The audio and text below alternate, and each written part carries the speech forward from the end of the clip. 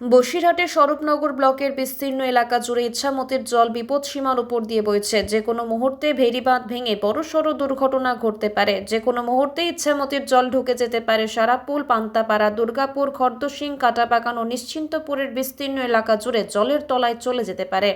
ইতিমধ্যে ধানের ক্ষেতে বৃষ্টির জল জমে আছে। ধান থেকে শুরু করে সবজি ফসল চলে গিয়েছে জলের তলায়। স্বরূপনগরের সারাপুল নির্মাণ গ্রাম পঞ্চায়েতের দুর্গাপুর এলাকায় ইতিমধ্যেই বালির বস্তা দিয়ে জল আটকানোর চেষ্টা চলছে। কোনো রকম ভাবে গ্রামে যাতে জল না ঢোকে তার জন্য সজাগ প্রশাসনের আধিকারিকেরা।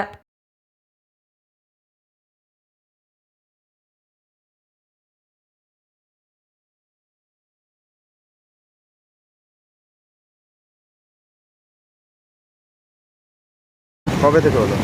পরশু থেকে কম ছিল, কালকে বেশি হচ্ছে। কি কতটা ক্ষতি হতে পারে চাষের? 400 বিঘার মতো ক্ষতি হয়ে যাবে। জল কি বাড়ছে? হ্যাঁ, বাড়ছে এখন। গতকাল রাতের থেকে জল বেড়েছে। হ্যাঁ, এই রাস্তা তো জলের তলায়, এখন রাস্তা দিয়ে কি পারাপার হচ্ছে? পরে হচ্ছে এখন পর্যন্ত ঝুঁকি নিয়ে কি চাষের কতটা ক্ষতি হতে পারে আশঙ্কা করছে?